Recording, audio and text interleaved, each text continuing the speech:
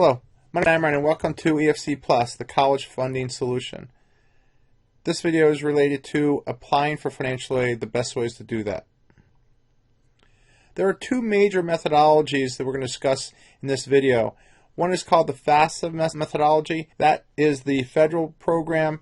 Most colleges that receive federal money will require you to submit the FAFSA form. In addition, there's a second methodology called the institutional methodology. The most common of this is called the CSS profile, and it's run by College Board.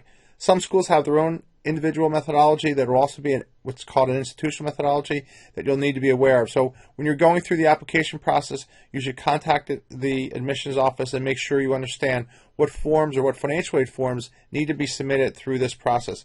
That is absolutely critical, and also understanding the deadlines. The federal methodology number will be the same number at every school, where the institutional methodology is dependent on the numbers of each of the schools and how they interpret it.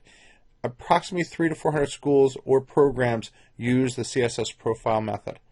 In addition, you also may need to look at the private scholarships. Some of the private scholarships are all need-based.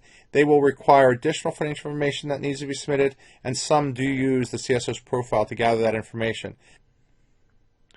Just wanted to look at a few hints you need to be aware of as you go through applying for schools. One, I highly recommend that you apply electronically. This way the information gets there. It doesn't have to be resubmitted. Be aware of the deadlines by school and by method of application. So, for example, if you're doing early decision, your CSS profile will be in there. There's now early decision 2, so make sure you're aware of those financial forms and when they're required. Having your information organized is absolutely critical, especially your first year applying. This is your base year. It's absolutely important that you have the information submitted on time so the schools will get the information or give you the best answer going out. What is often misunderstood is that you can use estimates in this process. As I said in the timing video, we talked about February 1st, February 7th, February 15th as being the deadline for most FAFSA forms. In most cases, people do not have their tax information. It's okay to use an estimate. It's highly recommended that you go back and update that information once your taxes are completed.